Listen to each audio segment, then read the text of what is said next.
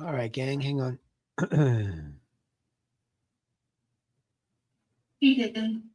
Hi.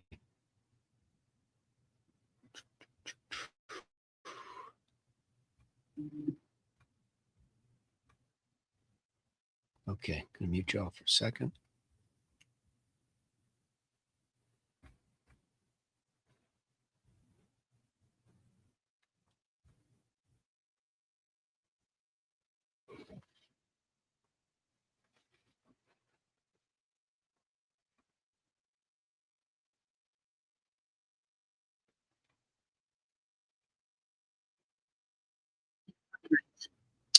Okay, everybody. Uh-oh, that's not good. Hang on.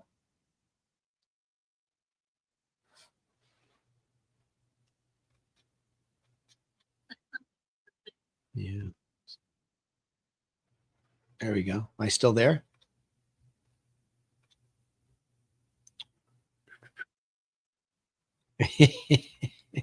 Eh, no, that's funny. See, that was funny right there. I like it.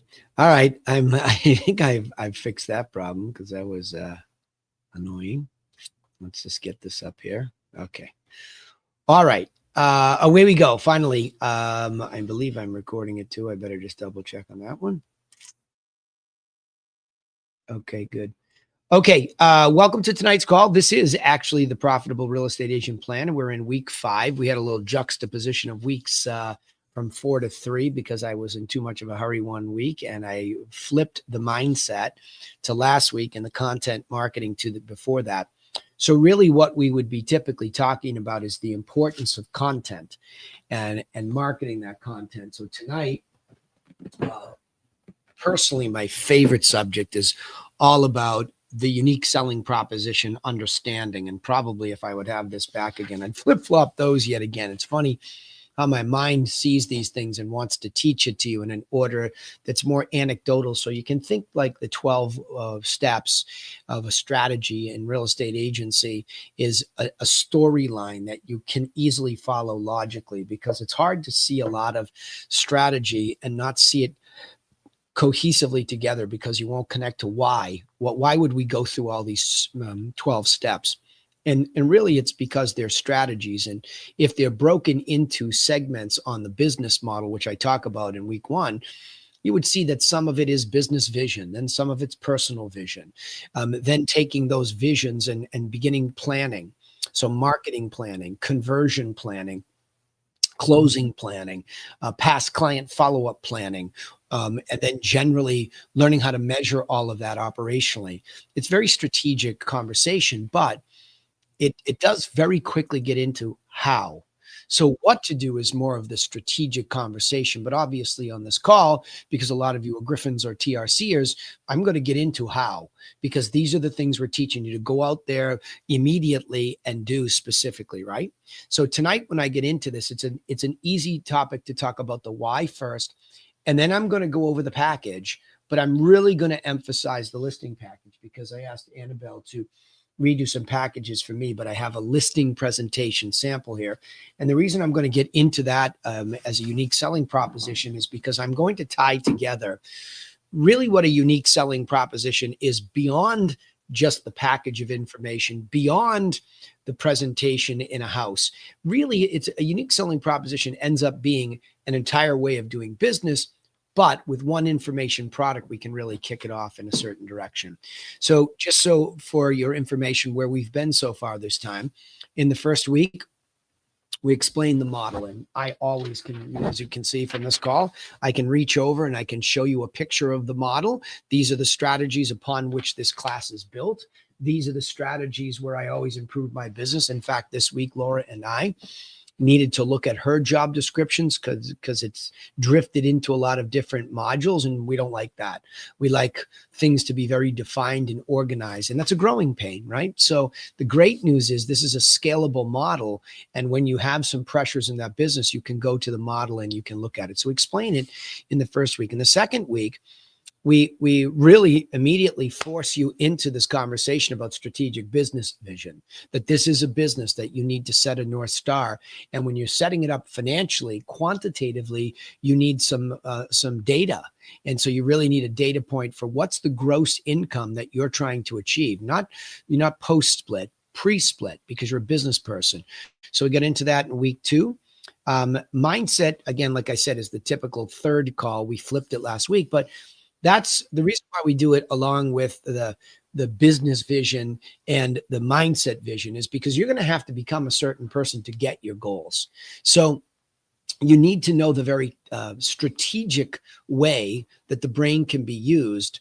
But then the tactical way, I talk about it with Psycho-Cybernetics or Mind Steering Systems, the book by Maxwell Maltz, it's like a bag of tools. So we talk about why mindset is important, because if you don't work on the way that you see yourself in the context of this business, who you are today is not going to be good enough to get what you want as a business. So you have to become this new thing. Well, how do you do that if you're, been this person for so long? Well, you develop a new self-image as a successful, strategic, profitable real estate agent in this context. And there's a technical book called Psycho-Cybernetics that is by far and away the best. There are others too. And if I went to financial goal setting, I would put 2 books together. I would say Goals by Brian Tracy and Psycho-Cybernetics by Maxwell Maltz, right? I put those 2 together in those first couple of weeks after I explain the model. And then we get into marketing. And marketing is, oh my gosh, what an unwieldy subject. There are just so many things you can go out there and learn about marketing that we try to condense it down. A lot of you are quite familiar with the term content. It's not anything that's new, but it's proliferated with the digital age where there's content everywhere, right? So you've heard that word. But what does that mean as effective content for us? And what's the difference between the actual content itself and the medium upon which it is put forward?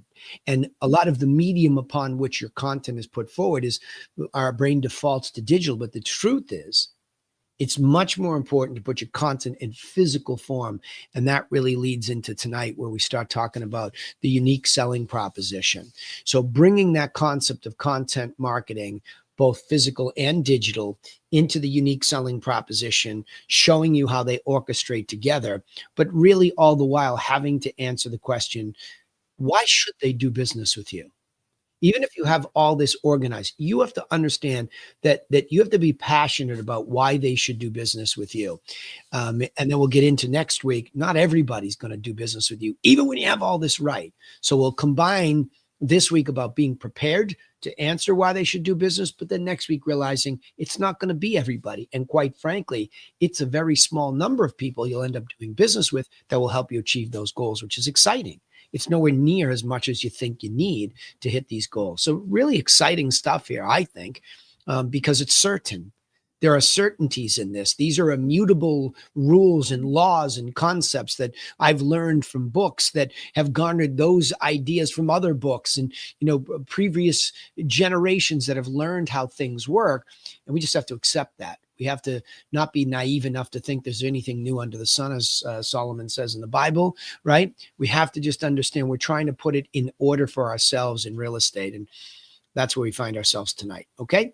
So I am going to switch over to the slideshow, and you should be seeing the opening line, why they should do business with you. And then, of course, developing a unique selling proposition to answer that question is essential. And I mean essential. You really have to learn that in a commoditized business where we are perceived by the public to all be the same, which couldn't be further from the truth, we really need to figure out a way to say that to the consumer, present that to the consumer without defaulting into some kind of a crybaby show about, oh, but I have integrity and I have work ethic, all those nonsensical virtue signals that are not unique. And make us sound, when I say crybaby, make us sound like, oh, don't challenge me, consumer. Why should I have to answer this? Because look at me, I'm a good person. Well, that's not going to happen. And worse, if you're new to the business and you don't have a unique selling proposition and you want to go out there and compete against people like me that have long resumes, and I mean like me with long resumes, longevity in the business, you can, but not if you don't do it this way, okay? So to dive into the concept of a unique selling proposition, we'll tell you that this concept was first introduced in 1940 by advertising executive Rosser Reeves. Rosser was a gentleman. If you've ever watched the series Madison, what is it, Mad Men, right? Is all about Madison Avenue and the days when it was glamorous to be in marketing and advertising. And there on Madison Avenue, New York, there are a lot of famous companies. And one of them, Ogilvy and Mathers was one, but there's another one called Ted Bates. And so Rosser Reeves worked there. So he's really credited, if you go to Wikipedia and you start looking it up, he's the one that is credited with this concept of a unique selling proposition. Now, a unique selling proposition is the one thing that sets a product or service, and I'm going to emphasize or service, okay, apart from its competitors and makes it stand out in the marketplace. So if you have a service business like ours that's largely a commodity, meaning we're going to run around and try to get people to come and buy a house. We're going to run around and try to show somebody houses. Well, that's service, right? You're going into the MLS, you're trying to figure things out, qualitatively, you're serving somebody. You're not building a widget and selling it, right? You're not building a Henry Ford Model T and selling it. You're actually selling your service. And I'll get into productizing your service in a second, because it's actually quite helpful to see the service business as if it's a product business, because that's what helped me understand how to stand out. Because everybody else is sort of like, huh? What are you talking about? And they start to virtue signal. And again, the people that are top producers, my gosh, they rely so heavily on resume that a lot of times they do themselves a disservice because things are evolving and they're not really saying or doing something differently, right? So according to Reeves, a strong USP should be unique, specific, meaningful, and memorable. To me, I like the words meaningful, specific. Those are words that I heard very loudly and clearly once upon a time in the good old Boston Garden, way back when a guy came to speak and started talking about meaningful specifics. Okay. Zig Ziglar was his name, and he's since passed, but he was a great motivational speaker. And he said, why would you ever be a wandering generality when you could be a meaningful specific? So that starts to tie into the thinking. And again, remember, these are strategies. We're talking at a strategic level. So once you have these strategies and you understand how important they are, you can watch me dive down into tactical, right? Or tactical, or the actual execution of a plan that satisfies these strategies is a good way to explain it. We're going to get into very meaningful specifics that are very memorable because they're very particularly tailored towards sellers and buyers individually based on that individual's needs. So we can really make it so unique and specific and memorable so easily, yet the industry doesn't really embrace that, but we do. And it's changed everything. So today, the concept of USP remains an important part of marketing and branding strategy. So a lot of people will come to me and they'll have a perception of marketing, and their default mechanism in their brain is, I got to get my name out there. Huh? You got to get your name out where? And when your name's out there, what does it say to people about the fact that you could help them sell a property for a good number, or help them buy a property a good number? What does it have to say? It doesn't say anything. So see, that's the wandering generality that the brain defaults to. That or somebody says, hey kid, you got to get your name out there. Usually a parent that says that, right? Because most people have zero clue about how marketing actually works, because nobody ever picks up any books anymore and goes and says, hey, there are some immutable facts about how marketing works. And to have a unique selling proposition isn't just as easy as coming up with some gimmicky line. I had a mentor for many years who, I don't know why he did this, but came up with a real gimmicky, unique selling proposition statement that was like very exclusive. So in other words, my brain was always hurt thinking, well, wait a minute. Why would I say something like that when it doesn't appeal to all sellers? It doesn't appeal to all buyers. That doesn't make any sense to me. I've got to come up with a unique selling proposition / an offer that I can make to sellers and buyers that I don't know. And if I make it often enough, if I market that to particular people, it's going to create a sense of brand that Griffin Realty Group, or the Griffin as its extension, says a very particular thing because we have a plan, right? That's really the crux of our unique selling proposition. Because we have a plan. What, you say? Yes, we have a meaningfully specific plan that we can customize for you individually. Well, doesn't everybody have that? I can't speak for everybody, but I can speak for myself and the unique way that I have productized my service. Let that sink in, because you're going to see the segue here. So this is what it means to be marketing and branding in a very specific, unique way over time. You don't just go out and do this and all of a sudden miracles happen. You set a long trajectory for that business vision that you say, someday my business is going to be consistent and predictable, and I am going to easily find prospects who would like to sell preferably and or buy with me because they saw my offer as unique. So they began to listen to me and allow me to build relationship over a long enough time where eventually they become a client who trusts me well enough to lead them through the process. Right? It's a narrative. You see how you just sew that narrative together? And it's a narrative based in the logic of marketing strategies around a unique selling proposition. Now, companies seek out and promote their unique selling propositions as a way to differentiate themselves from competitors and capture the attention of customers. When you listen to our recorded calls on Friday, it is the easiest place to see this tactically being effective when somebody gets it right.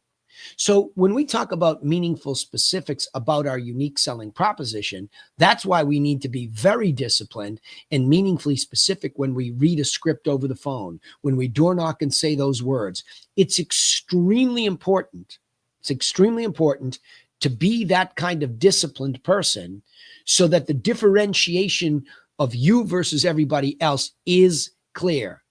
Roberto was telling me about going out to a house the other day and door knocking it. And he had the package in his hand and he began to say the script, and she cut him off for a second and said, "Oh no, another realty?" He said, "No, hold on."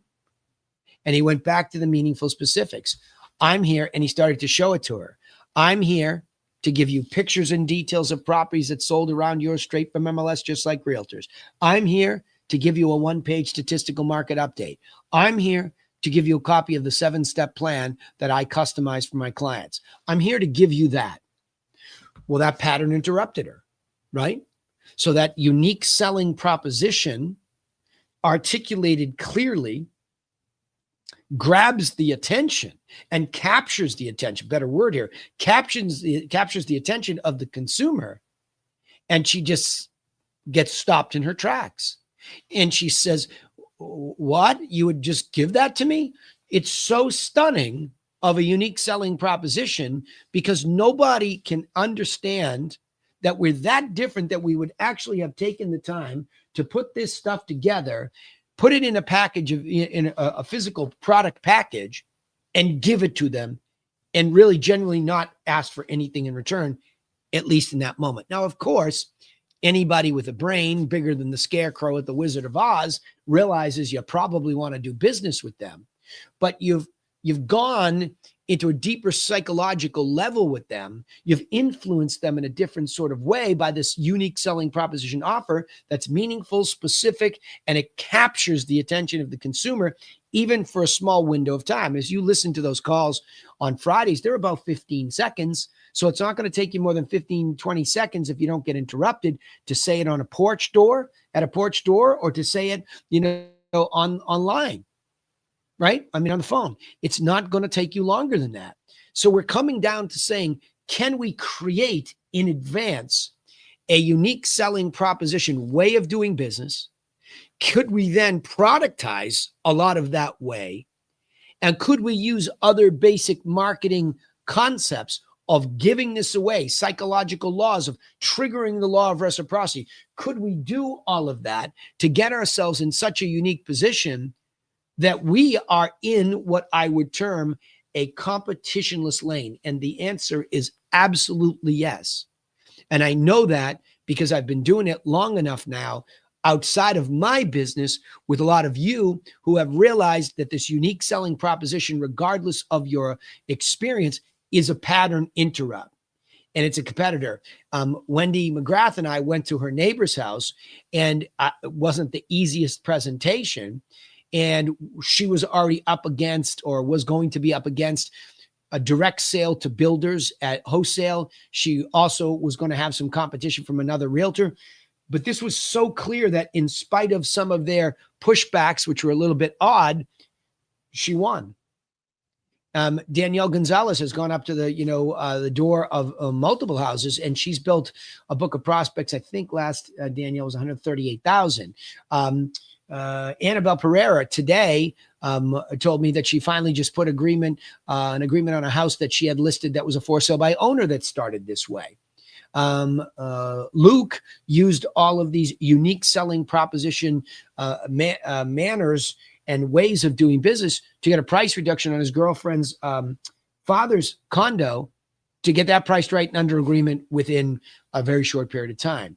So we know that this is transferable to a lot of different people. But again, we go back to saying you have to understand the why here. So this course is usually about the why, but now we're going to get down into the tactical stuff. Okay. So I think that's all my slides for that one. It is. Okay. So I am going to turn off the screen here. Certainly I can see if there are any questions beyond that, but I want to get into talking about this specifically, and I want to be able to segue a little bit into the presentation part of it. I want to take you for a unique selling proposition walk. Okay. I'm going to talk about the physical package, but I want to make it very clear before I do. A unique selling proposition in the context of this group is not a package of information. Okay. It's a way. There's a difference. We are going to use physical product, information product. Yes. And that medium of physical versus sending you USP digitally is a massive medium difference. But you see, it's not the unique selling proposition in and of itself as a package, because it could be sent digitally, but it's not as effective. And then what that whole package sets you up for in a listings context is a listing presentation where there are some logical add-ons. So we're being unique in the way that we do things as add-ons. And then we're going to execute that very plan when somebody's a client. And we're going to make adjustments and keep people's crazy locked up in our system so we don't lose deals because they don't have a framework. So see, that's a way of doing things. And even through the closing process, everything's being crossed and dotted. And into the past client, where we're teaching you, don't ever forget about your past clients. They always stay there. And it's the very same content, which we talked about in that, I want to say last week, but it was 2 weeks ago. That content continues to go to people forever.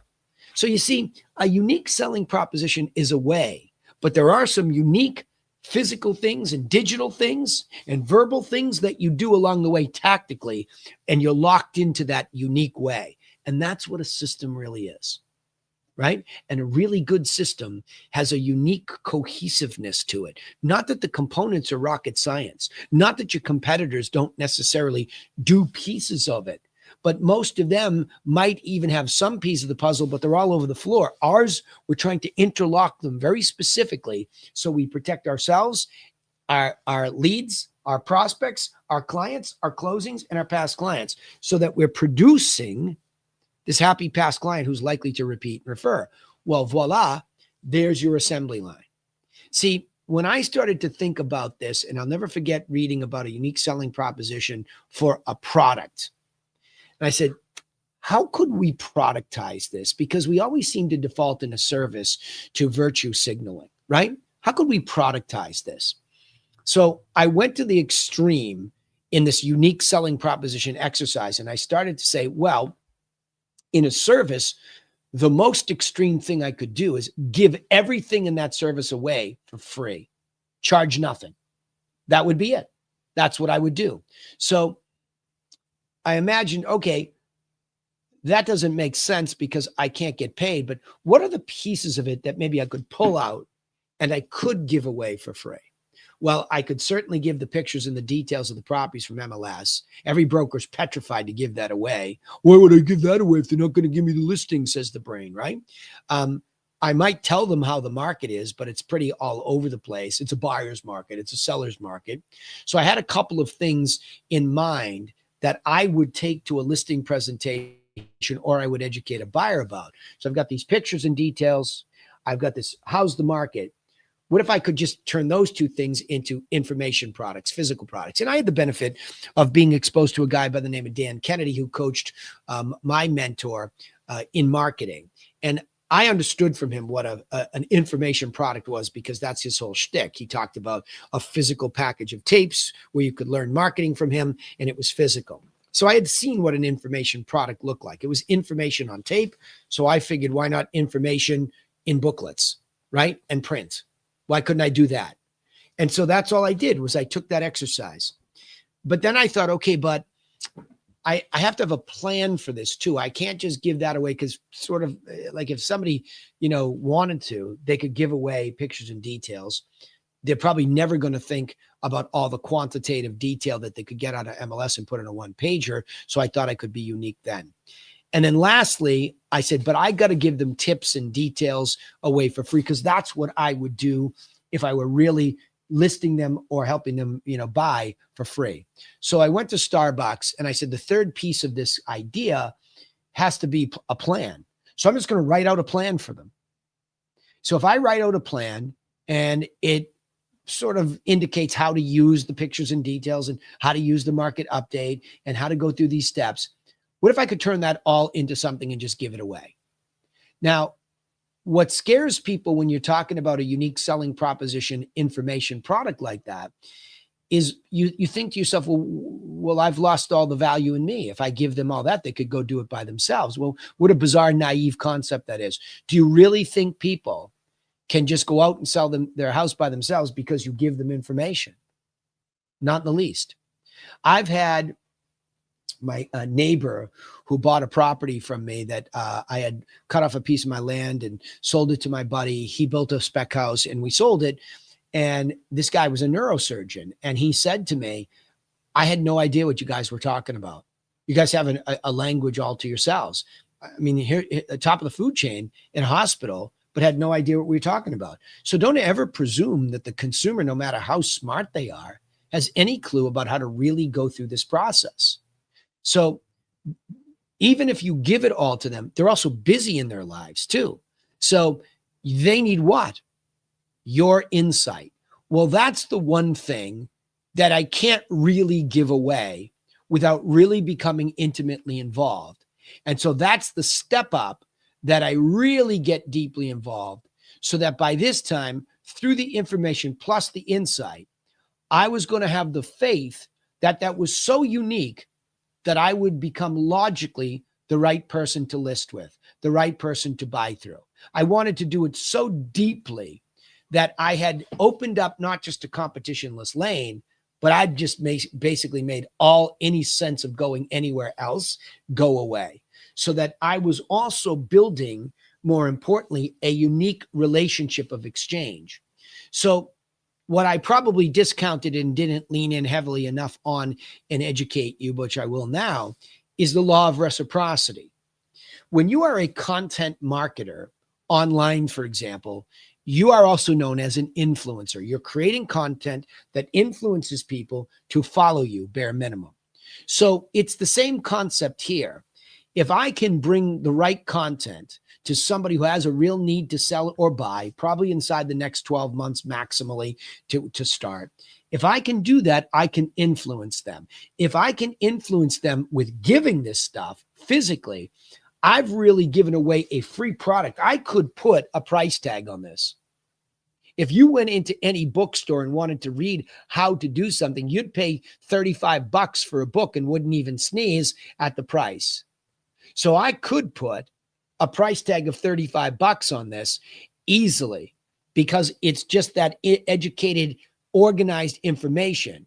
And by the way, this booklet is customized to the unique selling, the unique idea that this person has. Like, this is my house. I don't need to know what the stuff down the street sold for unless it's around my house. You see what I'm saying? So this is even tailored more specifically and meaningfully individualistically, he said, to a person. So this is a super, super uber value thing, right? Very much so. And if they take the advice, it could be the difference in thousands of dollars. So is it really worth $35, or is it worth $12,500? Specifically, one of my deals right now, I got them an extra $12,500 because they were listening to everything here. They allowed me to tweak the price where I could get a couple people bidding against each other. Somebody kind of had us over a barrel at 800,000. And I used that deal to say to the next person, listen, we've had an offer. We just couldn't put it together. They came in right away at 837.5, and we got the deal done, right? Or 825, we split the difference between that and 850. 837.5, we got the deal done. So I could make an argument that this little package of information for that client who's a repeat with me was worth $37,500. Because the best deal I had was 800. But yet when we went into the meaningful, specific details about pricing it right and adjusting the price and evolving the listing, we painted this place. Now we're doing these smokes, radons, like we had to do things, right? So this very plan here ended up being worth a jump in value from 800 to 837,500. Another time this was applied last month, same thing happened. Where they followed the pricing it right strategy. They evolved the listing. They fixed some shingles. They fixed a leak. Again, we used this booklet. We went from being stuck at, we were ready to accept the deal, I think at 810. And I said, well, this guy has us stuck here. You're at 850. He's at 810. Don't go to him yet. Give me another week. Drop the price from 874.9 down to 859.9. And let's see what happens. The next day I got 859.9. So that was worth $49,000 to them. So again, not only is it unique in the way that it's put together, it's powerful if you follow it too, and you stick to it too. And this becomes your guiding light for this, right? So you really, the more that you understand what this unique selling proposition, organized information product means to you, it's staggering what it could mean to your clients. Staggering. Like, it's hard to believe sometimes what happens. There was another case, I can think of 3 cases right away, right? Well, one, they really listened to me and they wanted a clean deal. We got 5 offers in a week. Even though we took one for 50 grand less than the asking price when we had full price, they took the house as is, doing their own septic system and everything. So it worked in that case, and that's a difficult case because it's a divorce.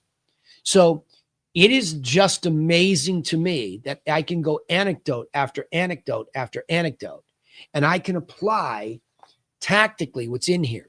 But remembering every one of those stories I just told you, whether they're a repeat client, whether they're referred from somebody, whether it's an expired or for sale by owner and somebody we don't know, everybody gets this from the start. And everybody gets locked into following this from there. So let me go a little bit further into this, okay? What you see in front of you today is not the mailer, but it's the physical example of a listing package. This is exactly what it's going to look like when I go out. So I've said many times to all of you, especially on the Friday noon call where I go buyer package, seller package, buyer package, seller package. I want you to understand how critical it is to me and should be to you, how organized everything is so it tells its own story. If you were to drop it and go deaf mute, you need this stuff to be able to explain what happens. So when we have an infographic, and here's what it is, you can see the nice organized way that Annabelle's put this together for me. Front to back, seller infographic. Why? Because when I finally get to a house and I'm going to present, I'm not going to read the details of the full plan. I'm going to slide this across the table and use this to keep the conversation flowing smoothly at the highest level, which I would call the syllabus of how this is going to go down. Next, we even dive deeper because over time you evolve a plan to say, well, wait a minute. We know that uniquely we're going to have to discuss marketing. So of the 7 steps, the one thing everybody needs to be controlled on and not run away with their perception is marketing. So we have a second infographic that we break out when we start talking about marketing. Then from there, we actually have something we call the Griffin Luxury Plan, where we'll actually bring with us a complete and thorough detail of all of those pieces in marketing. So with marketing, we deep dive so that we can just be so unique in our articulation of how a listing actually gets marketed to help sell it, that we eliminate all questions and all misperceptions. So from a presentation standpoint, this is there. And then obviously the booklet with its full articulation, detail by detail, about 4 bullet points per each one of these 7, that's all there. So from a content standpoint about the plan, when I get to the house, I can begin to use these implements to deep dive into the components of the plan that I know are most important to the consumer. 1 is pricing, 2 is marketing, okay? Everybody wants the price and everybody wants to know how you're going to market the property, even though they don't understand marketing. They think they do, right? So that's front to back. And I have these very particular folders, okay, that are bifold and the information goes inside. So it's ready to be presented. So all of the plan information in its deeper form. And by the way, the original package does never have any of this. It only has the booklet. If you get a mailed package from me or door knock package, it's only, he said, the booklet. You want them to take the time to read through it or see it. And again, here we go with all this branding and marketing. This unique selling proposition and its components, there's beautiful marketing. The aesthetic of the thing has evolved. There's a resume of pictures and details in there. And then there's all the beautiful details and descriptions of how to go through pricing deeper. But it's written. So if you want to consume me in a written way, that's what you do. So all of that content goes on the left-hand side. On the right-hand side, we get much more tactical. So we would have 2 CMAs, and they're not really even CMAs. They're actually just pictures and details of properties that have sold. So we put them together. Why? Because when I started doing this on Cape Cod especially, I realized that I needed to look at pictures and details of properties that sold in a couple of different ways. I would have to go locally, and this is hyper local. This is a Boston one. So this is actually Dorchester, just one of the parts of Boston. I would have to go hyper local to see how the neighborhood would affect this. And Dorchester is an interesting place because it has really rough neighborhoods and really beautiful ones, right? So I have to see if the neighborhood effect is there. But then I'd have to go all Dorchester to see what multifamilies would look like. So there's the pictures and the details. And then the number one skill set that you'd be learning with me is how to do a technical analysis, okay? Don't pass go unless you know how to do a technical analysis of the pictures and details. Why? Because we're sitting here talking about a unique selling proposition, and any dummy can print pictures and details. And this is what the industry teaches is a CMA, and it's not, right? Where's the analysis? Where's the comparison? They're just pictures and details of things that sold. The analysis, ask Zillow and Redfin and Realtor.com what analysis looks like. They hijacked all your sign calls by putting an analysis algorithm on their sites. So we came up with the basic math that's behind it, an algorithm, which is just a mathematical process to guesstimate a value range as to where something would sell. And it turns out it's not rocket science at all. It's division. This is the number one skill set you will ever learn under my watch, taking these and taking the sold prices divided by the assessed values and seeing that it actually gives you a range. There's a high, there's an average, and a low. And when you walk into a house, you can look at its assessed value, multiply it times the high ratio, the average, or the low, depending on what you see in front of you. Duh. Stupid simple was hiding in plain sight. So all of that is on the right-hand side. And in addition, there's a how's the market? because they're going to want to know, okay, now there's my math, but is now the time? Well, here's the direction of what's going on. Now's the time if you have a why and a motivation to do so. And here's just the fact of the market. If you follow the 7-step plans and you do certain things, I'll get you top dollar for whatever market we're in because you have a real why and a motivation to do so. So who cares how the market is if those things are important? You just need to know what's happening in the market, right? And then lastly, wildly unique and incredibly powerful is if I take some of the guesstimates on the average and maybe towards the lower end, or if I've done my job correctly and asked the seller qualifying questionnaire questions, I can guesstimate the range within which this would sell. And I can sit there and say to them, look, I did this conservatively before I came over here. We can always goose it up. And if it's ugly, it's down. I don't know what your mortgage payoff is, but there's what your bottom line would be before your mortgage payoff. And everybody skips right over what? The commission. And goes right to where? The bottom line. Why? Because that's what matters. But if you want to be like the sheeple and get caught up in lowering your fee because you're getting beaten up over fee and marketing, that's because you don't have a unique selling proposition way of organizing the correct information in the correct order to re-educate them on how to think about this. Rarely does fee become an issue for me. Rarely. And if it does, I probably smell a non-avatar. Okay, so that's going to be left behind with them, and it's going to be put in front of them so that as I'm discussing this, I go piece by piece. But I don't let them control the table. I'm going to go for my walk through the house. Thank you, so I can see what's good, what's bad, so I can talk about condition, staging, etc., and how that affects price. But I'm going to pull out the 7 steps. I'm going to put it across the table for me. And before I start, I'm going to say what's most important to you about selling your property. And a lot of them are going to get a deer in the headlight look and say, right? I'll say, okay, well, you don't have to have something. I just want to see in the case that I want to emphasize something. I'm a marketer, so I want to know about marketing. Wonderful. You're going to love the deep dive on that, right? Well, I want to know how you're going to get us top price. Great. I brought some math today. We'll see if it supports what you told me you thought it was worth. You thought it was 1.2. Okay, we're going to see if we have math that supports that, and then we'll talk about how to get it, right? So everything just becomes completely controlled. When you do this too, you're getting rid of so many objections that they come with because they have misperceptions about how our business works. So stop letting the tail wag the dog. Come in prepared to discuss this. Now, I always have their information, and I always have the stuff I need for me. So off the bat, I'm going to come in. Sorry, I bounced this around a little bit.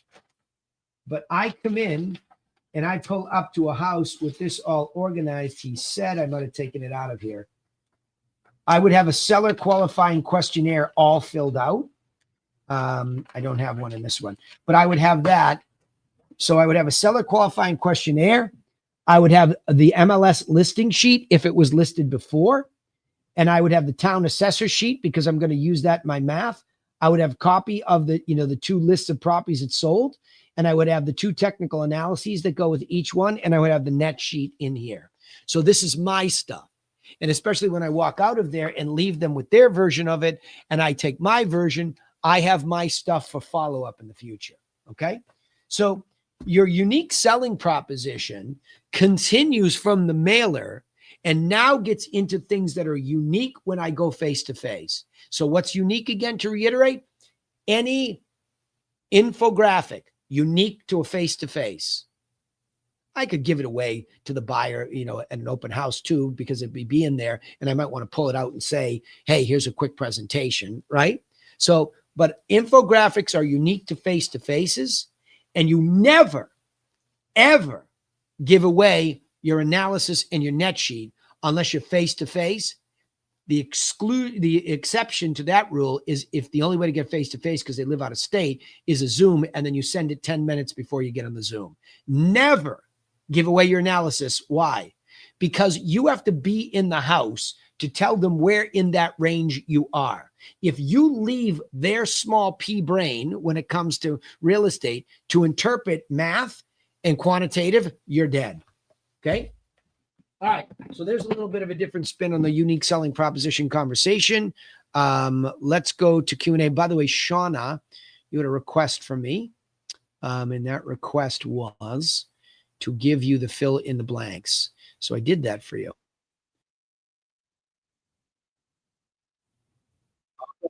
But I did it for you because I moved them into, so you're going to see all of you in the Zoom. You're going to see a link to, sorry, I got to get to the chat here.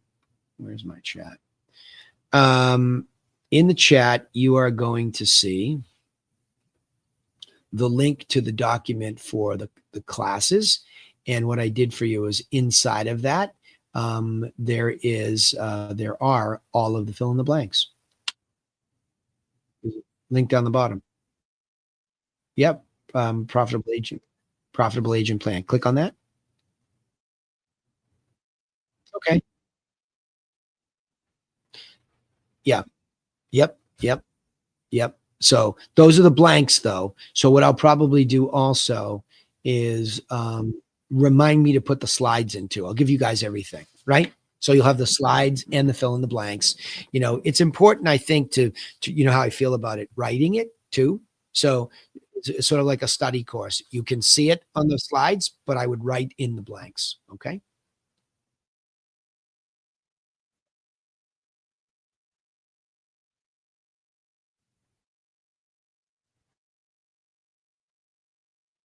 Yep. Cool. Yep. Let me just check that drive. Let me see if the yeah. So the drive, those are all the fill in the blanks. Let's go back to these slides. Yeah, so I put fill in the blanks, but I'll also I'll put all these others together too, and I'll give a link to that too. So you'd actually have separately. So in here, when you open it up, you're going to see all the weeks, right? I just have to clean up the slides for you too. All right, and you guys can have it all. Of course.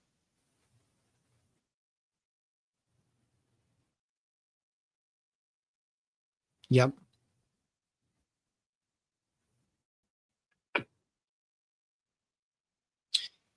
Yeah, you know what? Remind me to make a playlist of these. I have to see if you can make a playlist of the lives. I know you can.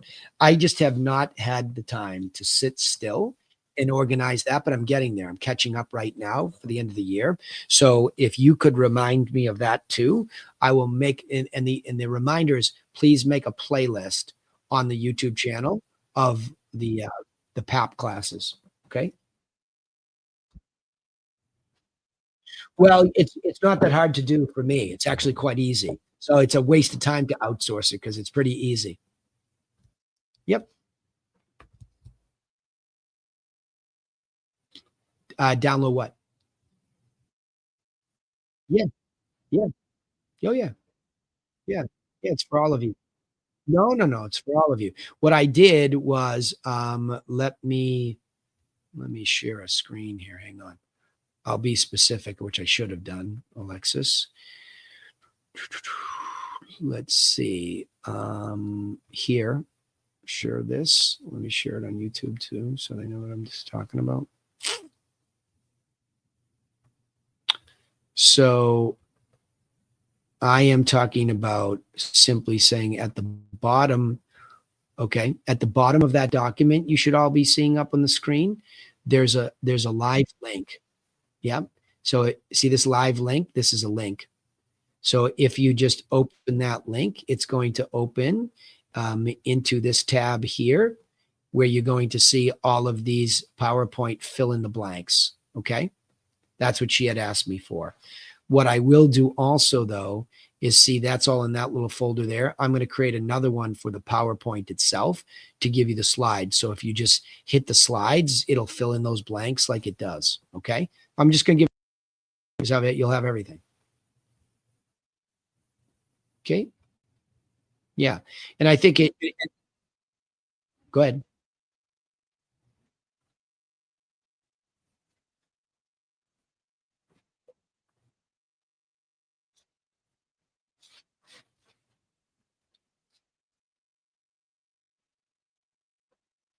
Yeah. Awesome.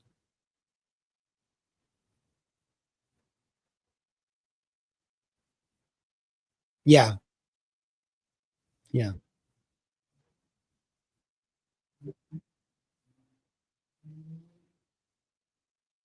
Yeah.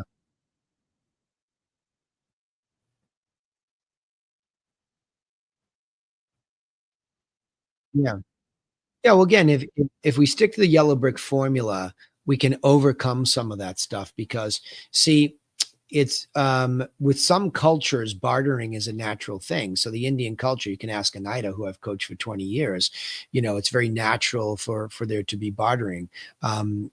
So I said to Lee, because he brought that up to me, and I said, well, listen, I said, there are certain circumstances under which I would take a discounted commission because it's a good listing. We can do open houses there. It looks great on the website. Grant and I were talking about that tonight about another deal too. So sometimes if the person is reasonable and it's a good price and I can use it for multiple reasons and we can all get paid, I'll take a lesser fee, especially if it's a higher end like 1.5. So in a 1.5, if I took a 2% commission on my side, let's say I took 2%.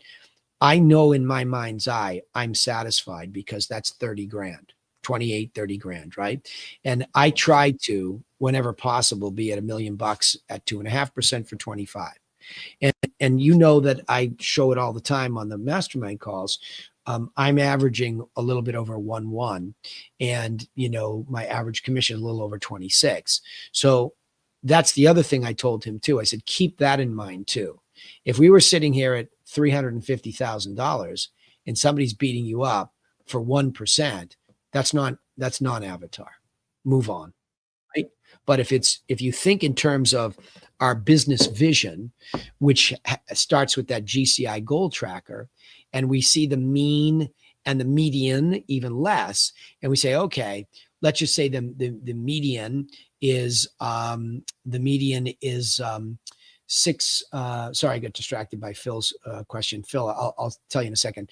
So if I get to the median at 800,000 and I'm 2% there, I'm 16. Okay. So I'd even take that because that's not terrible either. It's just when somebody gets low end business and gets beaten up on commission, the problem is it almost becomes habitual. So I was looking at Dan Orr's business, Sarah's brother, today with their other brother, Dave, and they had all these prospects and they're all buyers and everything's being carried at 2%. And I said, you see the one for one, the one for 1.3 and the other one for 950? Okay, I'm not bad with those at 2%, but this is my point to you. If we're only going to do buyer lead generation, then let's cheat towards getting packages out and prospecting the best ones, because at 2% of 1.3, 26,000, right? So that's doable. Those things are doable, but we have to be very careful in letting other people dictate to us how we do business. But the worst dictation is when you're a heavy buy side business and you're going out and you have to go show a listing where some knucklehead realtor who couldn't fight their way out of a wet paper bag explaining their value has been reduced by the seller because there's nothing unique. The seller doesn't understand anything. Seller's in control. So the seller and a bad agent are dictating to you how much you can make, because you can go in and get in a fight over it at 2.5%. But if it's a competitive house in a bid, you might lose the house for your client. So you're in a really bad business model like that. So you have to think through these things, right? So, good. Phil, we use somebody called Minuteman Press. It's a local franchise. It's a franchise, not local, but it's a franchise, a Minuteman Press. But I think probably you have access to the Griffin Teachable, right? If you, yeah, okay, go in there, and I think there might be something about the stock that we use, so that you can check that out. Okay, and if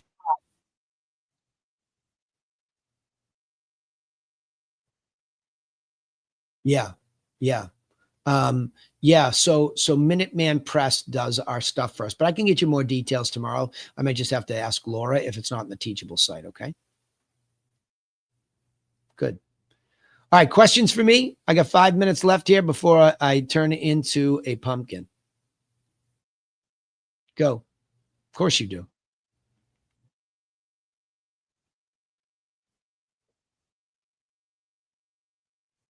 Yep.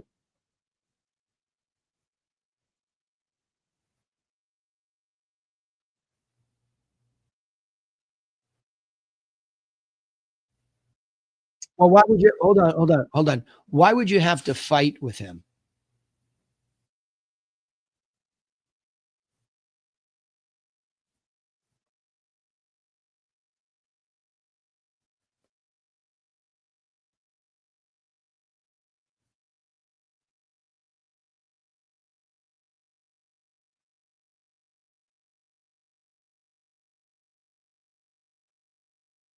Okay, stop, stop, stop. How often have you done net sheets? Net sheets. No. Eh,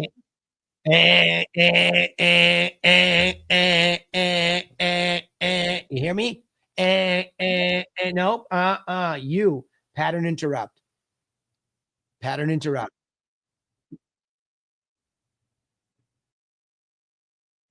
Nope, nope, you see your arm is doing this. You go like this right here and you go, "What can I do to explain to him what he's walking away with better? What can I do to calm him down and to keep him focused on the net?" You're not answering that question right now.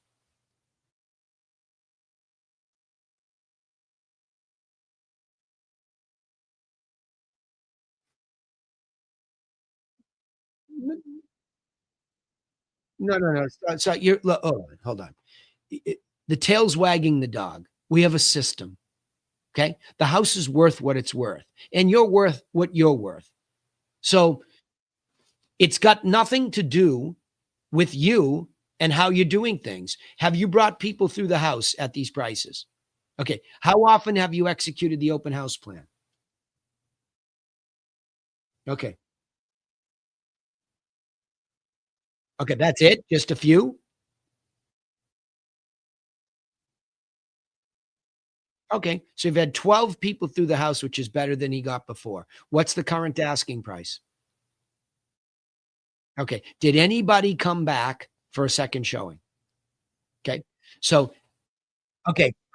Okay. Stop, stop, stop, stop, stop. Because I'm going to move quickly through you because you're going to just go blah, blah, blah in your head. Okay.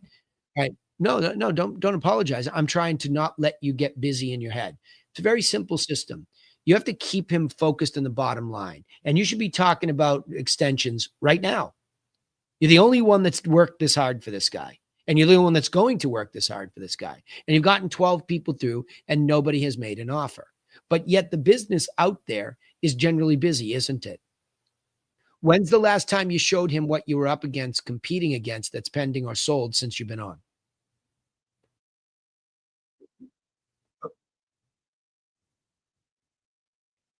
Yeah. Yeah. Okay. So he's a fear-based guy. Okay.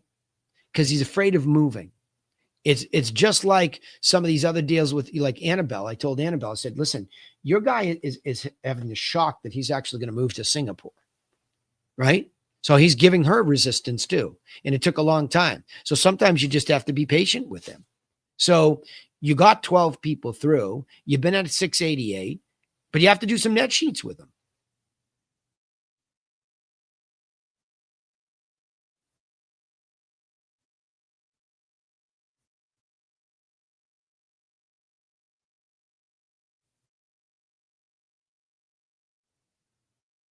Why did any of the 12 hold on, stop, stop. Did any of the 12 people say that it needed work?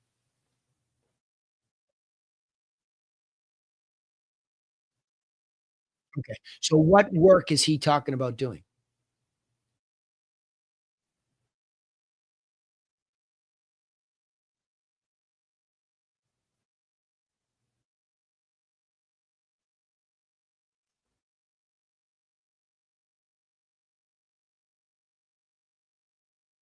Why I don't I that's not stopping the sale. That's one person said what they would do, but you had 12 people in. One person said that. What other work is well, hold on. What other work is hang on. Shh, quiet your mind down.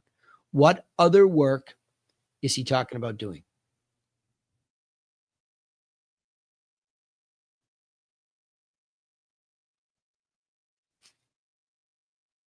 Yeah. Okay. Okay. All of this is nonsense. All of it's nonsense. You're in the range because you've gotten 12 people to come through, but you're not in the range close enough to get an offer. In your opinion, why not?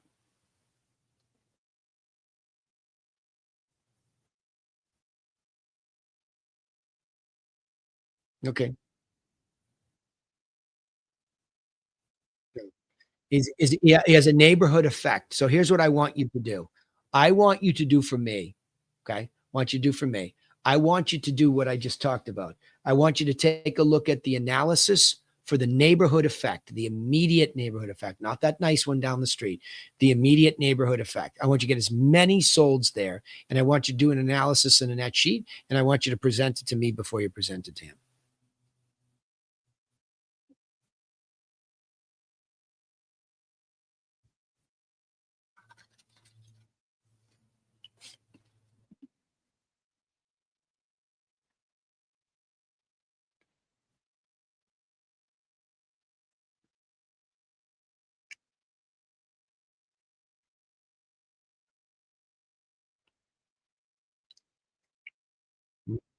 Yeah. Well, listen, um, like one of my clients, he has cognitive issues. So what you need to do is learn how to be patient and just keep going. And in the meantime, don't get one dealitis, which you have. You need to get another listing.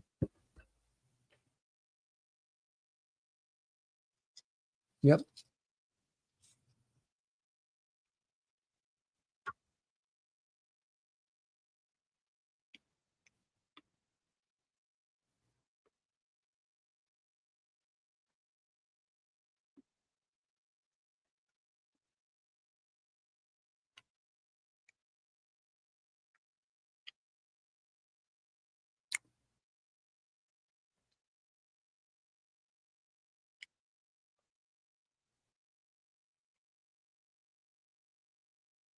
All right.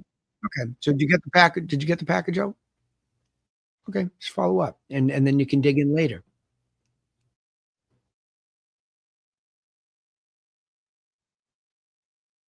Danielle, if I were your age and I was trying to build my book of business, I wouldn't be anywhere near as picky as a guy who's 58 years old, 26 years in. Okay. Like I have the benefit of time over you, so I can be more judicious. But if I had a 1.5 and I was 23 years old, I'd hand deliver it to her with a bow on it. And I'd work her like a rented mule up and down the hill until she broke, one way or the other. You have nothing to lose. You're building a business from zero.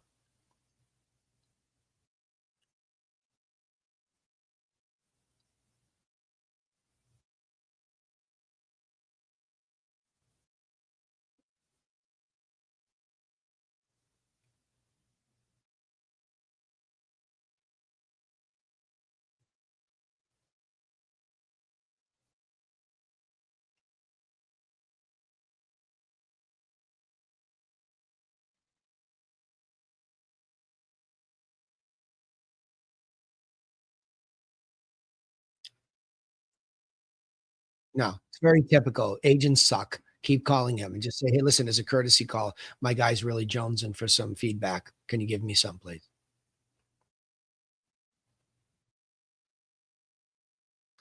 Hold on, hold on, hold on.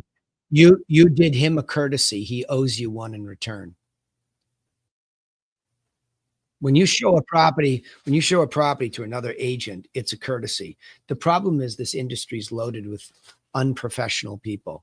And I don't mean they're bad people. I just mean they're unprofessional.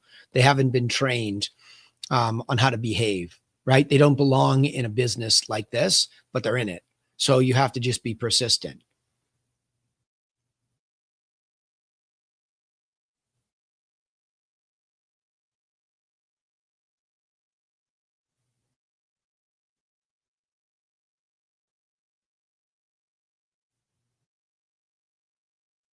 Yeah.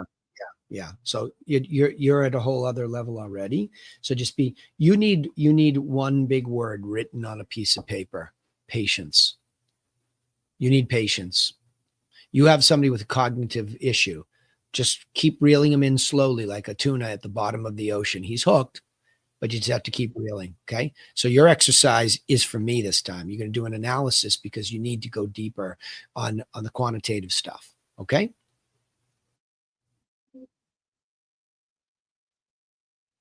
Okay. Good. Sounds good. Mike Mercervi, what do we mean including neighborhood effect? Oh, in the net sheet discussion. I'm confused by your question. It's better if you just ask me. The way it's typed is confusing to me. You got to open your mic, Mike.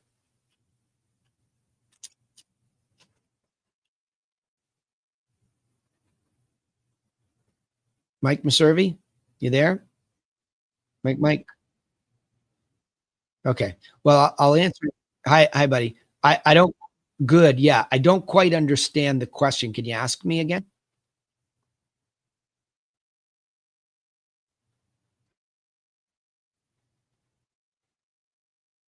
Yep.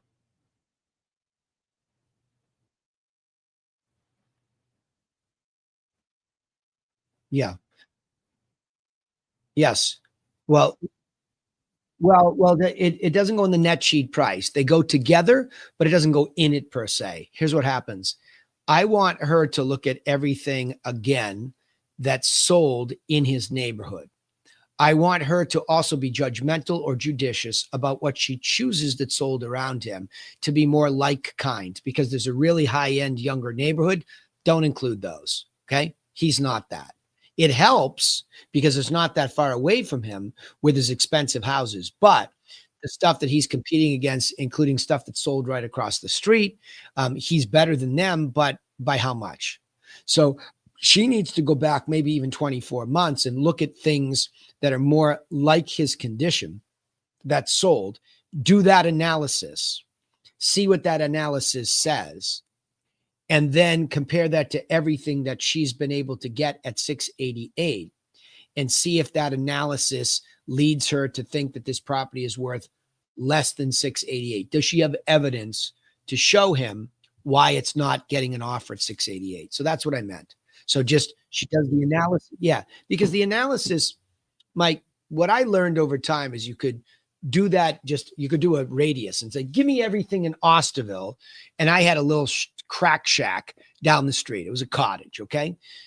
If I did a half a mile radius, I would be picking up waterfront manses for a lot of money. Okay.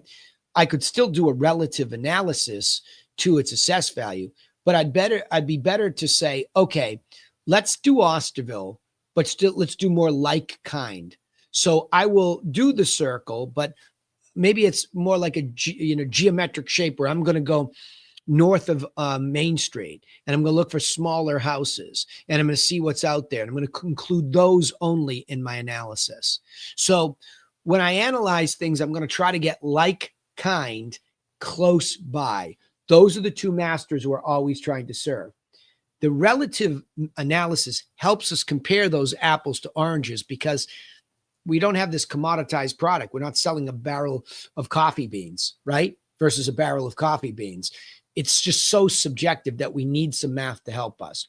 But choosing out of MLS which properties, stay as close to the property as you can and stay in similar, condition and size.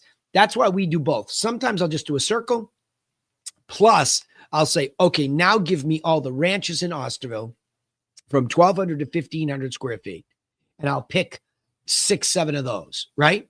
So like kind and immediate neighborhood effect. So when you hear me use those terms, neighborhood effect, what's around me? I could be a really beautiful house with a bunch of crap boxes around me. So that neighborhood effect is drawing me down value-wise.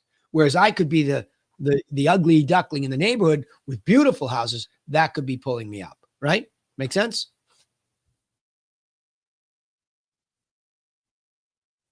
Yep.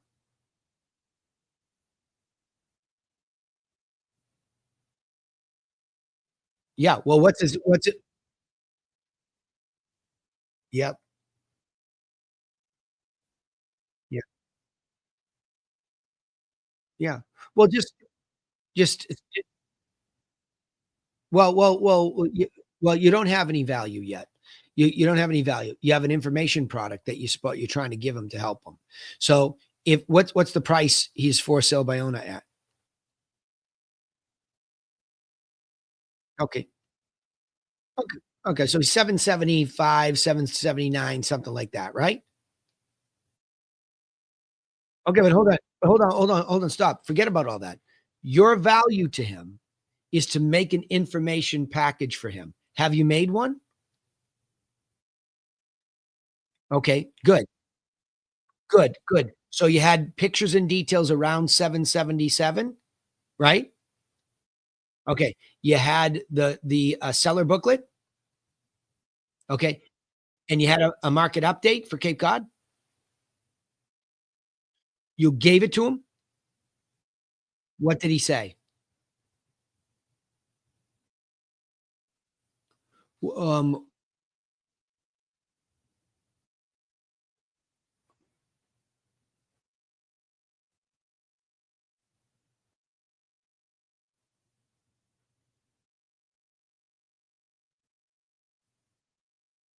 yeah,